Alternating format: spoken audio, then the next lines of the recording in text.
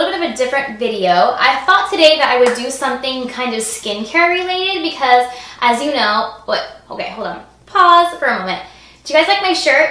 I got this in the Sugar Factory when I was in Las Vegas. If you don't know what the Sugar Factory is, oh my gosh, you have to go if there's one near anywhere you're visiting. It is the best, like, coolest place. I mean, the food is, it's okay. It's like typical bar food, but their drinks, they're so good and so cool. And they come in like these things called goblets. They have these things called goblets. And basically there are these huge, massive candy-themed drinks that you basically have to share with somebody else because it's a lot of stuff, let me just tell you. And my husband and I were in Las Vegas a few years ago, and we went to one, and we got a berry-themed one because it was the only one I could have since I'm allergic to citrus, but they had so many themed drinks. They had a Swedish fish one where like the entire drink was blue, and then they had Swedish fish in the bottom of it. They had one that was a candy necklace-themed one. They had one that had lollipops, all kinds of stuff, and they come out to your table, and they mix the drink in front of you, and then they pour it over dry ice, so it like smokes over your table when it's being poured in. It's so cool. It's so cool. If you have a chance to try it, try it. Anyway, that's where I got my inspiration today for my makeup look because I wanted to match my lipstick to his beak. Like, see kind of the orange thing going on there? I don't know. Maybe not. Anyway, this is not what this video is about. Today's video is going to be about a question that I get at the spa a lot. People ask me all the time, should I do microdermabrasion, dermaplane, or chemical peel? I get this question so often, and it's a very loaded question. I can't really ever give anybody a straight answer because what that's going to depend on, for me professionally, giving you my opinion, is what your skin looks like. If your skin is sensitive, or if it's a little bit thinner, or if you're a little bit more mature, or if you're young, or if you have acne, there's so many different factors that come into play when I'm recommending something like this to a client that I really just need to know kind of what your skin looks like and what your goals are before I can tell you what I think. Now, having said that, exfoliation is so important when it comes to the rejuvenation of your skin, especially as you get older, because your cell renewal factor rate gets slower as you get older. And it's very important to make sure you exfoliate, not only for the health of your skin, but for your makeup to go on smoothly, those kinds of things. You need to make sure you're exfoliating on a regular basis. Now, having said that, I felt like in this video I wanted to kind of go through those particular procedures, like what they entail briefly, who they should be good for, and then who might probably would want to avoid them. So I thought I would just kind of talk about those few things today. I don't want this video to be super long, but I thought I would give you a little bit of information based on my own experience as a professional in the skin industry, because a lot of people ask me this question. So first things first, I want to talk about microdermabrasion. I feel like microdermabrasion is a very popular, very well-known procedure. If you don't know what that is, basically it is a machine that is designed to scrape off your dead skin cells and then suck them up into a filtered machine to basically clear away all the dead skin. Now, microdermabrasion is an excellent way of getting a good exfoliation. However, some people are not the best candidates for microdermabrasion because if you have sensitive skin, or if your skin is a little bit thinner, sometimes the tip can be a little bit aggressive. Now, as an esthetician, you have a choice of whether or not you want to use a very aggressive tip or a very mild tip, and that's up to us to use. But at the same time, you also have to remember that microdermabrasion does the best when you can use it in multiple passes because you can go in different directions. For example, if I'm doing microdermabrasion on a regular person that has very healthy skin, they have no issues, they're not sensitive, I will go 3 to 4 times over the same area in different directions, making sure that I can get all of that skin off of their face so that they can have a nice, clean, pretty dewy complexion when I'm done. I can't do that with somebody that has sensitive skin, or if I'm working on a client that's a little bit more mature, I can't do that with somebody like that because you don't want to be so aggressive that you compromise the skin. You compromise the skin's integrity. So at that point in time, I will recommend a different type of service. Now, microdermabrasion is going to be excellent in conjunction with different types of services, and I will get into that in just a moment. The next type of exfoliation that I do a lot at the spa is dermaplaning. Dermaplaning, basically, if you don't know what that is, it is basically using a medical grade scalpel. It is a number 10 scalpel. We take the scalpel and we run it over the entire face. Now, it is Also a little bit of a manual exfoliation, kind of like a Microdermabrasion's manual, but is not as aggressive because you have a little bit more control over what's going on with the skin. One, there's no suction, and two, you can use very, very light pressure. Now, dermaplaning is excellent for exfoliation, but it's also excellent for those people who have vellus hair. Like I say all the time in my videos, I need to dermaplane so bad because I have these vellus hairs, these tiny little fine hairs on my face.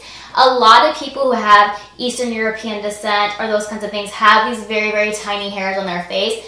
Dermaplaning exfoliates, but also gets rid of those hairs. Not permanently, because basically it's just shaving the hair off at the skin level. It will grow back. But if you want a very nice, smooth, clean skin to have makeup application on, dermaplaning is a great service for you. Basically what you do is you stretch the skin tight just like you would with microdermabrasion, and we go inch by inch and just scrape the skin just like that so that you can have a nice clean freshly exfoliated face. Now, dermaplaning will probably not be great for somebody who has a lot of active acne because dermaplaning is a scalpel. It is literally using a blade on somebody's face. It's sharp and you have to be careful about how you use it. So if you have a lot of active acne, probably not going to be the best service for you because you don't want to use a blade over anything that's going to pop or blister or anything like that, because you want to make sure that even though you want all that bacteria out of your face, you don't want to cause any scarring. And dermaplaning is, you know, like I said, it's a blade. It is what it is. And while it's a great service, somebody who has active acne is not that great of a candidate for it. So having said that, somebody who is a little bit more mature, has more mature skin, dermaplaning is great for because I can hold the skin very tightly and I can go in and exfoliate as much as I want. Now, it gives me a little bit more control. It gives me a little bit more of a, I guess, intimate way of exfoliating the skin because I can kind of see where I'm going. With microdermabrasion, you also have control, you do. However, there's suction in the skin, and when the skin is very mature, you're already spreading that skin tight, and then adding the suction element of it can kind of add a little bit more stress to the skin than is necessary. So dermaplaning is a great option for somebody who has a little bit more mature skin. Now, the last thing that I want to talk about is chemical peels. In my opinion, chemical peels are good for every type of skin. And the reason why I say that is because there are so many different types of acids and so many different types of peels out there that you can choose from, that if you are addressing acne, or if you are addressing wrinkles, or if you are addressing dryness, or you have freckles, or you have sunspots, those kinds of things, they make acids for every kind of thing. And not even just acids. If you want to do a chemical peel that is natural, you can do it. Chemical peels come in many different types of forms. You can get a enzyme peel. An enzyme peel is going to be very natural. Enzyme peels are mostly made from fruits, pumpkin, pomegranate, papaya, those kind of things naturally eat away at the dead skin while it's sitting on the face. Or you can go with acids. A BHA is going to be more for your acne type clients, or you're going to have an AHA, which is made more for wrinkles and for age defying type peels. So I really feel chemical peels are just one of the best things you can do for your skin. And not only that, chemical peels can be combined with any of the other ones I've said to you. You can do a microdermabrasion in a chemical peel. You can do a dermaplane in a chemical peel. They are such great services because the esthetician who's taking care of you has control over how aggressive or how gentle the peel can be. And not only that, the great thing with chemical peels is that if you have sensitive skin, or you have loose skin, or you have active acne, peels can work with all of those kinds of things. It's a great service. One of my favorite services to recommend to a client because I just truly believe it's one of the best and most effective ways of exfoliating the skin with causing the least amount of damage. Now, having said that, there are types of skin types that do not do well with chemical peels. One of them is mine because I have a citrus allergy. A lot of chemical peels have fruit extracts in them because they're very good for the skin.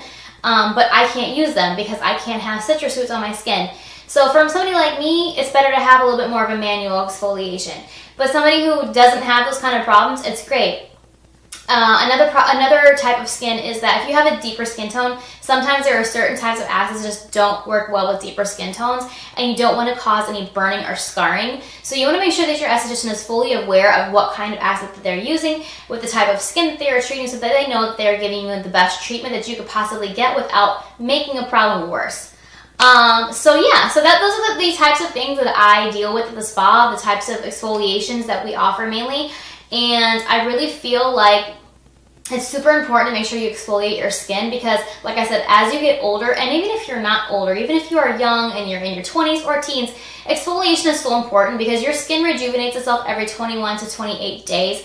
And if you don't exfoliate properly, literally you're just letting dead skin build and build and build and build. And that is what gives you like a creepy look and a dull look, and it can just make your skin look tired. So the number one thing I will always 100% tell my clients when they ask me, what can I do for my skin? Exfoliation. Make sure you exfoliate. Make sure you get all that dead skin out there. Go to a skincare professional. Let them treat your skin once a month. It might seem like it's a lot, or it might seem very high maintenance, or maybe it costs a little bit more, but it is definitely worth it in the health of your skin because at the end of the day, you only get one skin. You can't take off your skin and regrow it. It doesn't happen like that. So the one thing I can say that is so important is to make sure you just take care of your skin by exfoliating. And you will be so happy that you did because it will do wonders for your skin. It will do wonders for makeup application. It'll just make you look healthier and more glowy, more vibrant, and more youthful. You'll be so happy that you did it. You won't even think about the cost or the time it takes to do it. So if you have any other questions about types of exfoliation or any of the things that I went through today, because I know I kind of went through them sort of fast, but like I said, I didn't want this video to be a million years long, and I didn't want to give you a science lesson. But I kind of wanted to let you know about some of the things that you can do. And like I said, I get this question a lot at the spa. So I thought, man, there must be more people out there that have a question about this. If you do, leave me a comment in the section down below and I will do my best to answer it for you. Give this video a thumbs up if you enjoy these skincare videos. Don't forget SPF is your best friend. I will see you guys in the next one. Bye!